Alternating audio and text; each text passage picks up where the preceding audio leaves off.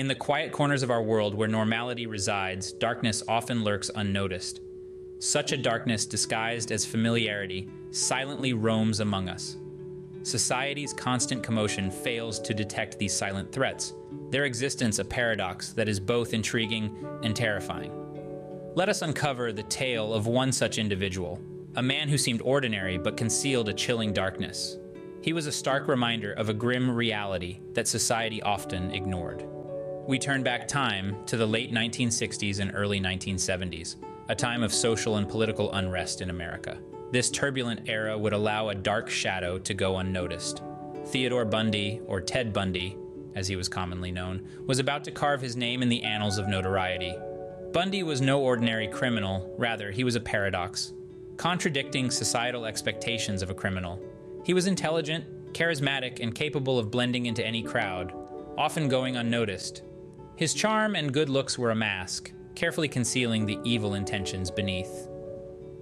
Born in Vermont in 1946, Bundy's upbringing seemed normal. However, there were intermittent signs of something disturbing. Despite being a standout due to his intelligence, nothing hinted at the catastrophic path he would tread. Despite an uneasy feeling surrounding Bundy, those who knew him often dismissed it as paranoia. Looking back, however, it was a chilling forecast of the horror that was about to unfold. As he transitioned into adulthood, his charm and intelligence allowed him to fool people, making him appear as just another young man with ambitions. But beneath this facade, a sinister shadow was emerging, lying in wait to take the spotlight. This shadow would soon consume the lives of numerous victims, leaving a trail of terror.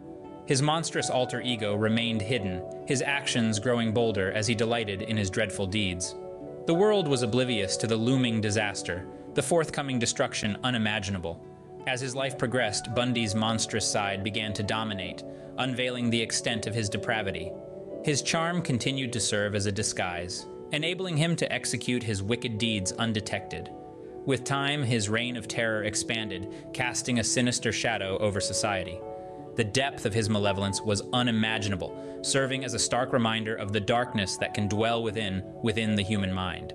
Unbeknownst to those around him, a monster was hiding in plain sight. As the decade turned, so too did the life of one man and the lives of many others. As calendar pages flipped to mark the dawning of 1974, a sense of tranquility enveloped the Pacific Northwest. This corner of the United States, known for its lush, verdant landscapes, was blissfully unaware of the storm of horror that was on the horizon. Unbeknownst to the peaceful residents enjoying their serene existence, a man indistinguishable from the crowd was about to unleash a reign of terror that would forever scar the region. This seemingly ordinary man was none other than Ted Bundy, a name that would soon be feared and etched deeply into the annals of criminal history. Bundy's journey down the path of criminality didn't commence with a loud, attention-grabbing incident, but rather, it began almost invisibly with minor offenses. It was as if a seed of malevolence had been planted, with shoplifting and car theft serving as its first sprouts. Although these crimes seemed trivial and inconsequential, they were in reality stepping stones on a path leading to far graver horrors. Like a serpent shedding its skin, Bundy was methodically peeling off his mask of normalcy, revealing the monstrous entity that lay beneath. The transformation of Ted Bundy from an everyday man to a criminal mastermind was not an abrupt occurrence. His descent into the abyss of criminality was a slow, gradual process, akin to a snowball rolling down a hill, gaining mass and momentum with each passing day, each passing crime. As the year wore on, his thirst for power and control urged him to escalate his criminal activities, moving from theft to the more alarming crime of kidnapping. However, even the adrenaline rush of kidnapping failed to quench his ever-growing ghastly hunger. The beast within him was evolving, feeding off his sinister deeds and yearning for something more heinous, something more terrifying. When the warm winds of summer caressed the Pacific Northwest, Bundy committed his first documented murder, marking the onset of a reign of terror that echoed across the nation. Young women, with their lives brimming with dreams, aspirations, and youthful vitality, started disappearing in an eerily mysterious manner. These innocent lives, so full of promise and potential, were snuffed out by a man who gave them no reason to suspect any malignancy. The chilling saga of dread was well underway. The Pacific Northwest, once synonymous with soothing serenity, was now gripped by an insidious wave of fear. Each disappearance, each death served as a grim reminder of the monster lurking amongst them, biding his time, choosing his next prey. In the ensuing years, Bundy's gruesome tally rose dramatically. He cold-heartedly claimed the lives of at least 30 young women, leaving behind a path filled with sorrow, shock, and a palpable fear that hung in the air like a thick, heavy cloud.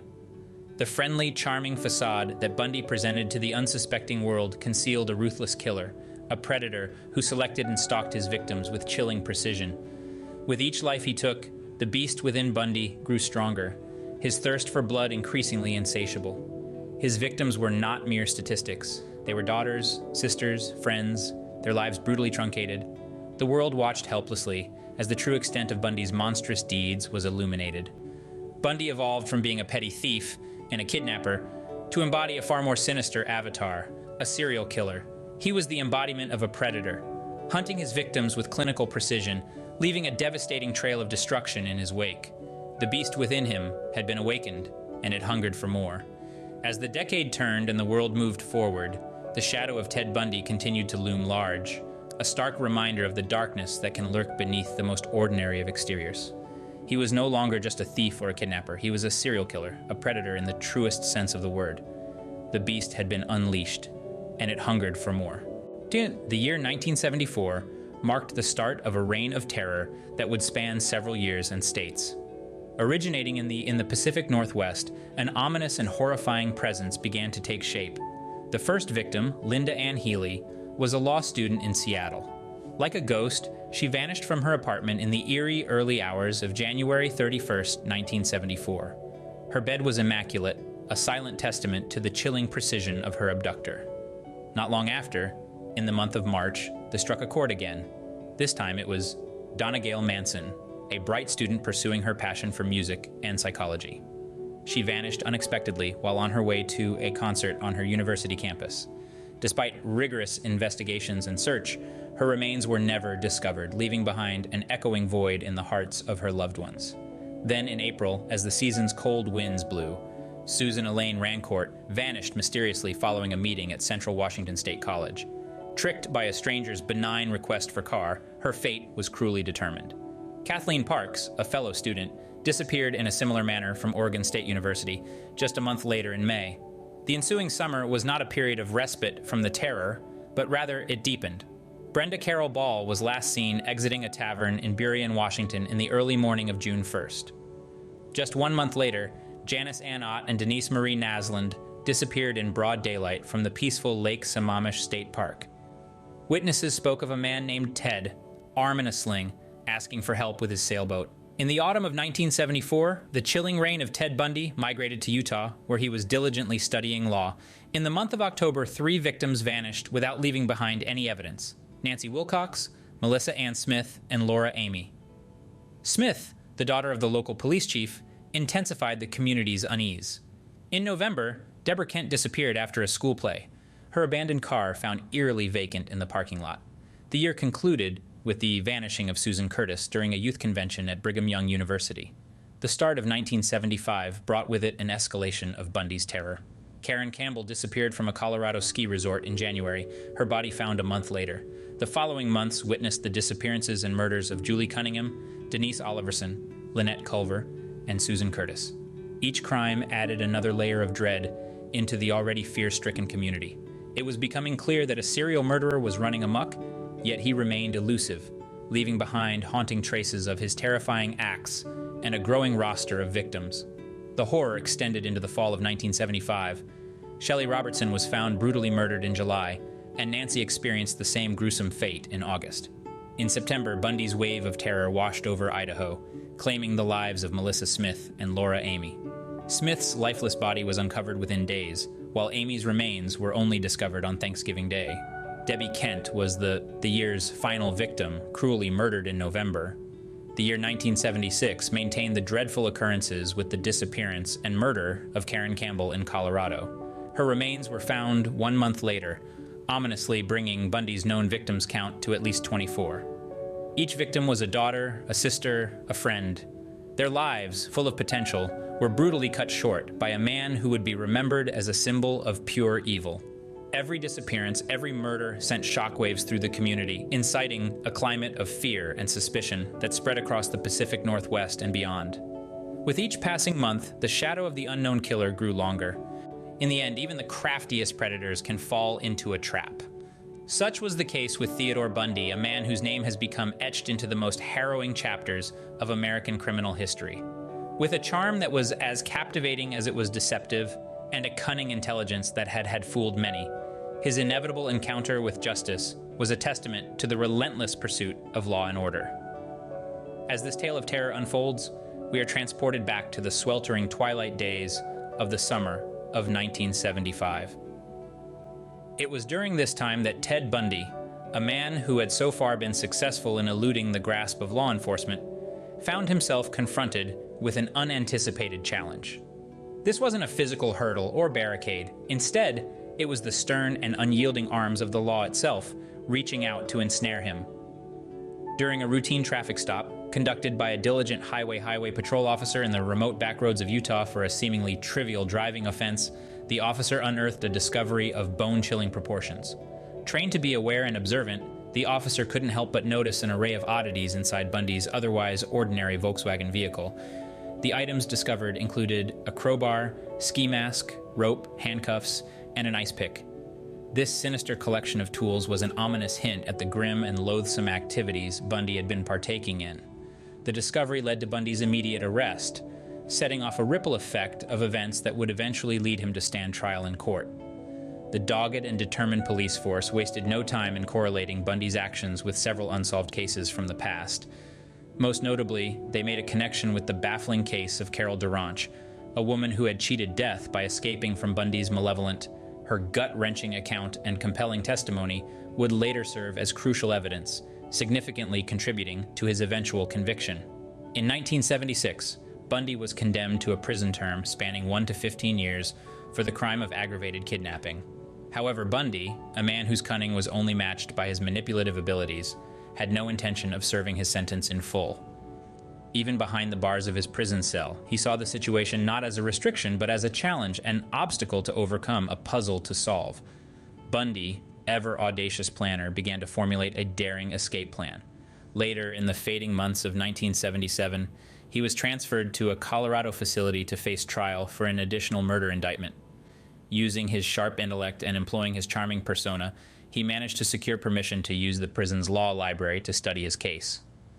In the quiet, dimly lit corners of the amidst stacks of legal texts and reference books, Bundy seized the perfect opportunity to put his plan into action.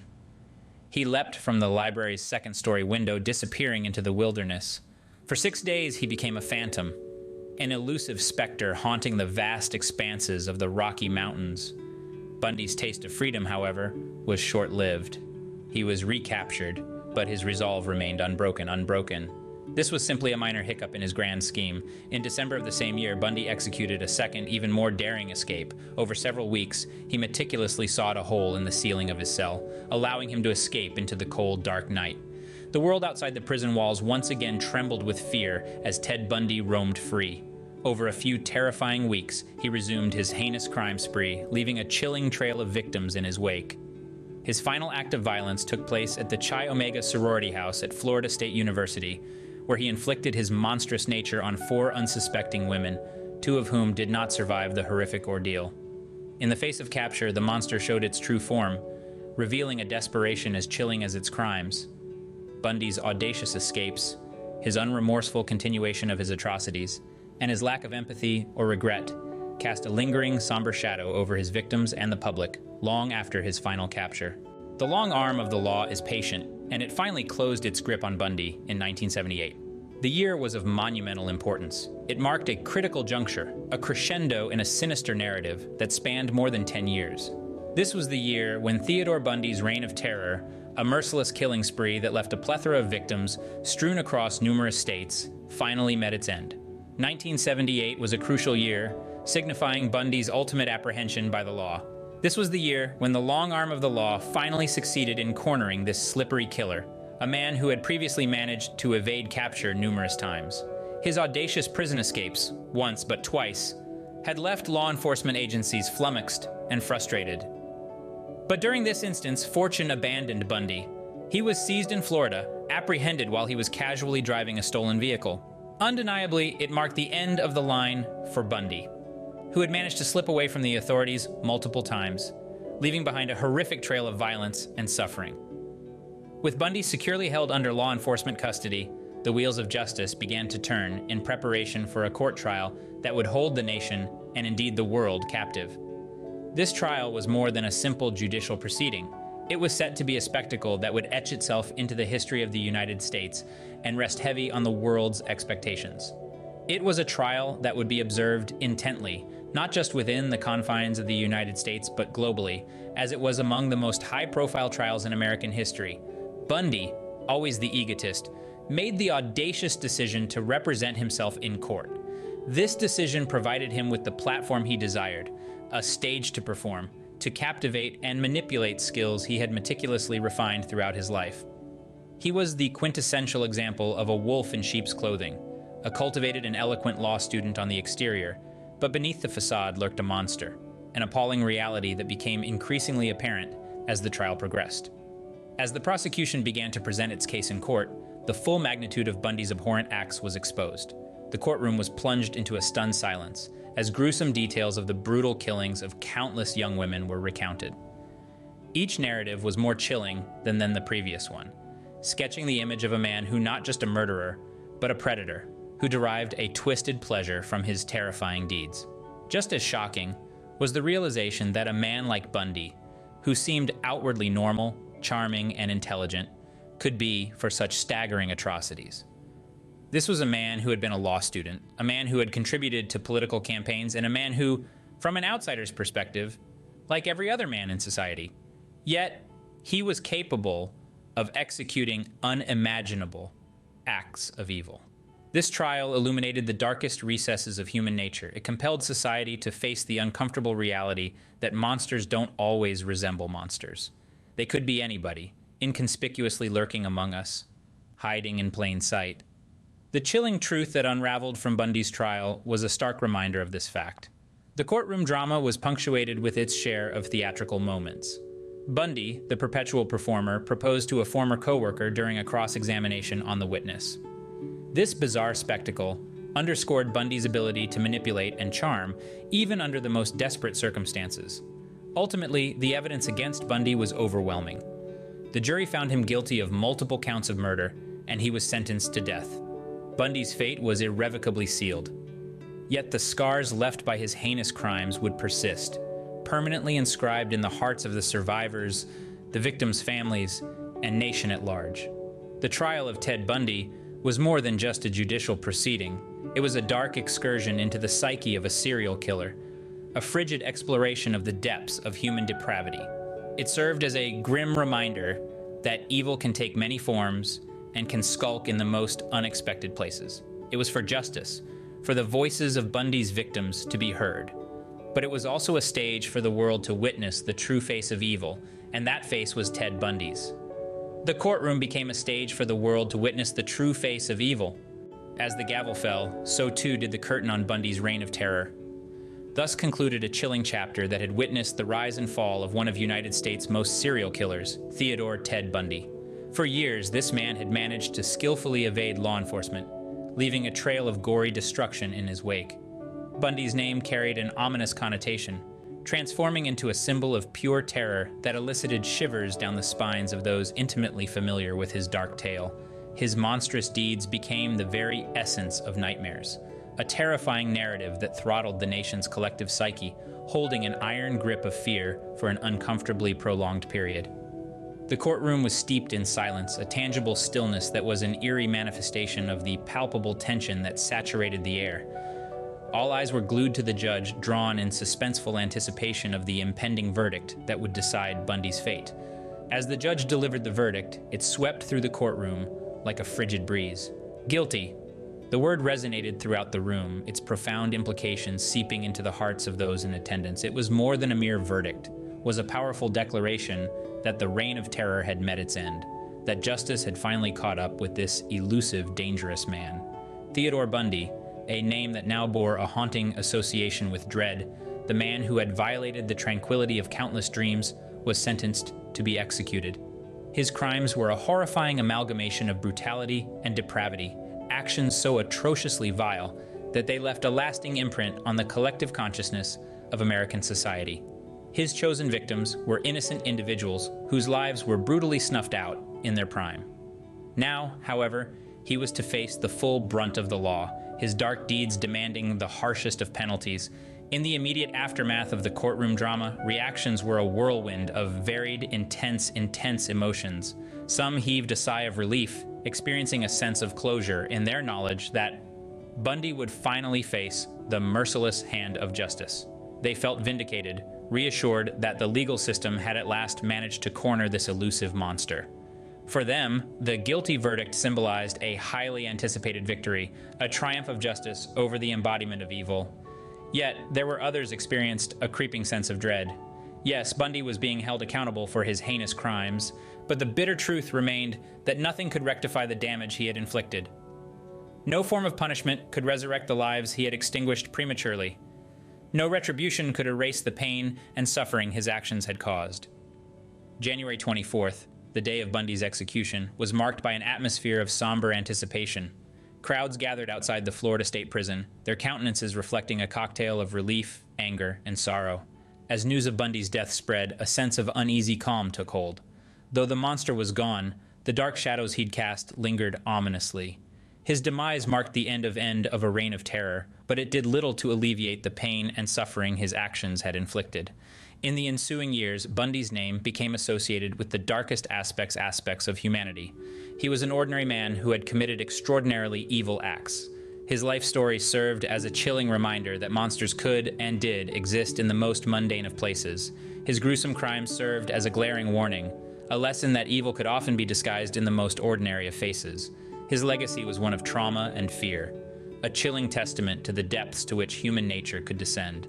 In the end, justice claimed its due, but the scars left by Bundy's crimes would never fully heal. The lives he had taken, the families he had shattered, the fear he had sown, these were wounds that time could never completely mend.